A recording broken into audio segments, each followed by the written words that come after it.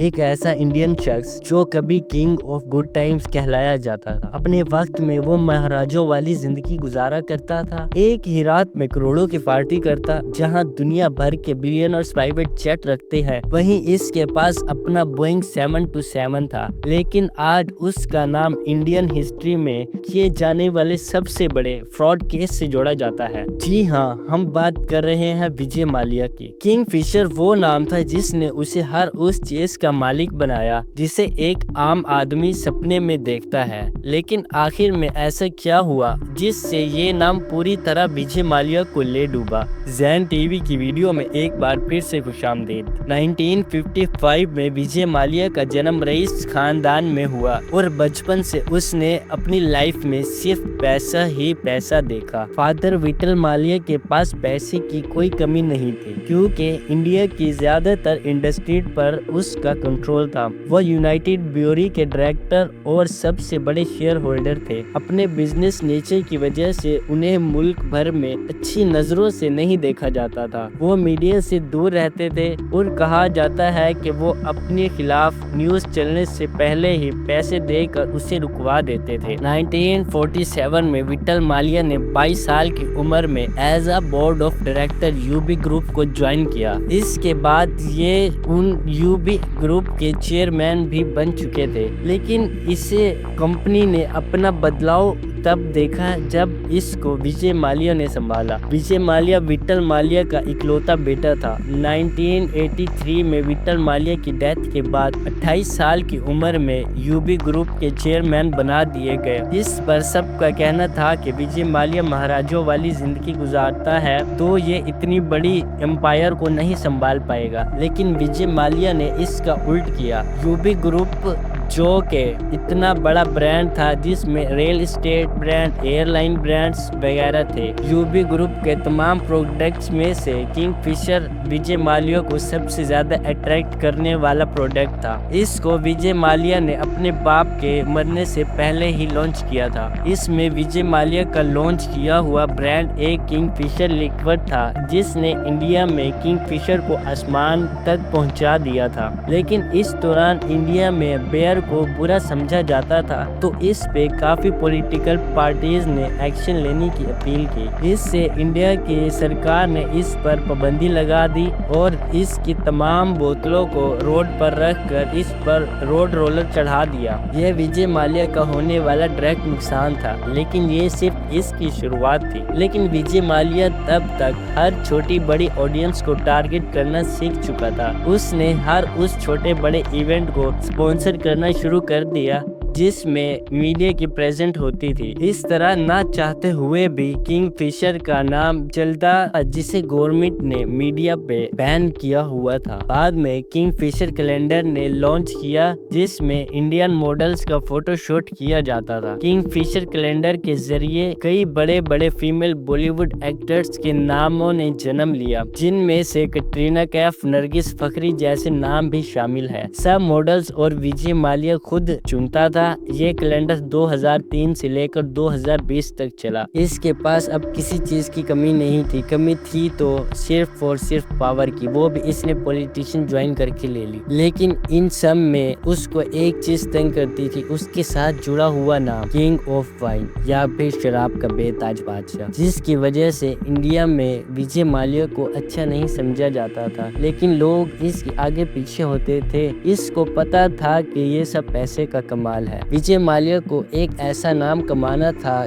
जो इसको समाज में बहुत ज्यादा इज्जत दे। इसी दौरान उसके दिमाग में एक आइडिया आता है और वो 2004 में 12 एयरबस A320 खरीदता है, जिनकी टोटल वैल्यू $240 मिलियन बनती है। उसने एक अनाउंसमेंट की जिसमें लग्जरी किंगफिशर एयरलाइन लॉन्च करने का कहा। ये आम आदमी का फ्लाइंग एक्सपीरियंस अपग्रेड करना चाहता था। वो फ्लाइट अटेंडेंट नहीं बल्कि मॉडल हायर करता था। अपने बेटे की 18th बर्थडे पर इसने किंगफिशर लॉन्च की। ये एक अलग किस्म की एयरलाइन थी। एयरलाइन के खाने से लेकर फ्लाइट अटेंडेंट से लेकर यूनिफॉर्म तक विजय माल्या खुद सिलेक्ट करता था। इसमें ए क्लास, इकोनॉमी क्लास नहीं बल्कि किंगफिशर लग्जरी क्लास है और इसमें कोई शक नहीं था। इसी दौरान जब वो एयरलाइंस की फैक्ट्री टूर पे गया, इसे सेल्समैन की टीम ने घेर लिया। उन्होंने विजय माल्या को ऐसी फैसिलिटीज दिखाई कि इसने उसी वक्त $1 बिलियन के न्यू जहाज खरीद लिए। ये वही वक्त था जब विजय माल्या का बुरा वक्त शुरू होने वाला था। विजय माल्या ने ए क्लास सर्विस मुतारिफ करवाई जिसकी मार्केट में कोई डिमांड नहीं थी। लोग कम बजट में सफर करना चाहते थे। पैसेंजर की डिमांड न होने की वजह से इसकी सेल में अच्छा प्रॉफिट नहीं हुआ, लेकिन एयरप्लेन और ग्राउंड स्टाफ ज्यादा होने की वजह से प्रॉफिट से ज्यादा एक्सपेंसिव कॉस्ट बढ़ गई। इसी दौरान पहले 18 मंथ में किंगफिशर को 347 करोड़ का लॉस हुआ। ये अमाउंट विजय माल्या के लिए कोई खास नहीं थी। इसके बाद भी विजय माल्या इस पर पैसा बहाता गया। किंगफिशर पहले डोमेस्टिक फ्लाइट चला रही थी, लेकिन विजय माल्या को इंटरनेशनल फ्लाइट चलाने की जल्दी थी। मसला ये था कि कोई भी एयरलाइन इंटरनेशनल एयरलाइन तब तक नहीं चला सकती जब तक किसी भी एयरलाइन कंपनी का 5 साल का डोमेस्टिक एक्सपीरियंस ना हो। इसी दौरान उसने एक डेक्कन एयरलाइन खरीद ली। ये सौदा पहले ही मार्केट के प्राइस से बहुत महंगा हुआ था। ऊपर से ये पैसा लोन का था जो विजय माल्या ने इंडियन बैंक से लिया था। उसके मुताबिक एयरलाइन के प्रॉफिट के बाद पैसा वापस लौटा देता, लेकिन ये बात सोचने में जितनी सिंपल थी उतनी नहीं थी। ये लॉन्च के बाद कंपनी को अंदर ही अंदर से कर्जों तले दबाती जा रही थी। जब हो रहा था इसी दौरान विजय माल्या 2016 में फार्मूला 1 की टीम खरीद रहा था। क्रिकेट की टीम भी खरीदी जो इनका खुद का शौक था। 2008 में स्टॉक मार्केट क्रैश हो गई और फ्यूल प्राइसेस बढ़ गई, लेकिन किंगफिशर लॉस में जा रही थी। इसके बावजूद भी किंगफिशर एक्स्ट्रा खर्चे करता था क्योंकि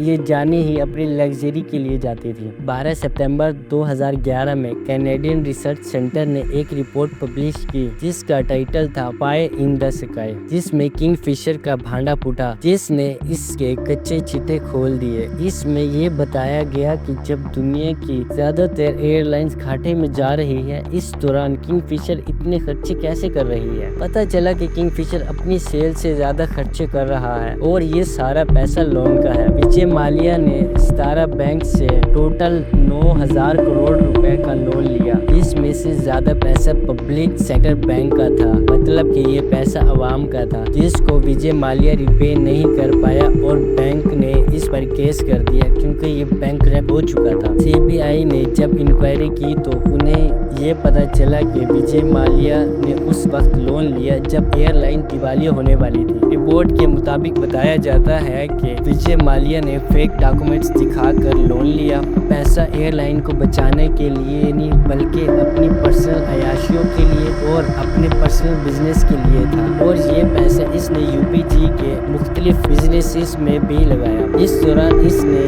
68 बर्थडे को बहुत धूमधाम से सेलिब्रेट किया जिसमें एक सिंगर की फीस $1.5 मिलियन थी। इसके बावजूद जब ये अपने एम्प्लॉय को 6 मंथ की सैलरी नहीं दे पा रहा था, अगर ये इसमें से 20% भी निकालता तो अपने एम्प्लॉयज को जो कि 900 एम्प्लॉयज मुश्किल की घड़ी में थे उनका साथ दे सकता था। इंक्वायरी के दौरान अक्टूबर 2012 में DGCA ने किंगफिशर एयरलाइन का लाइसेंस सस्पेंड कर दिया था। जब इंडिया में विजय माल्या के खिलाफ लीगल इंक्वायरी शुरू हुई तो ये इंडिया छोड़ के यूके चला गया। इंडियन अथॉरिटीज ने विजय माल्या का पासपोर्ट कैंसिल कर दिया। इसको वापस बुलाने के लिए गवर्नमेंट ने रिक्वेस्ट भेजी कि यूके से इसको वापस इंडिया भेजा जाए और इसका यहीं पर ट्राई करवाया जाए। दिसंबर 2018 को यूके कोर्ट ने टाइकून विजय माल्या को वापस भेजने का फैसला किया। इसने यूके कोर्ट के खिलाफ अपील की। इंडिया में इसके खिलाफ इंसॉल्वेंसी का केस चल रहा था जिसकी जजमेंट आ गई थी, जिसमें विजय माल्या की प्रॉपर्टी और बैंक अकाउंट और लग्जरी कार्स और इसके बंगले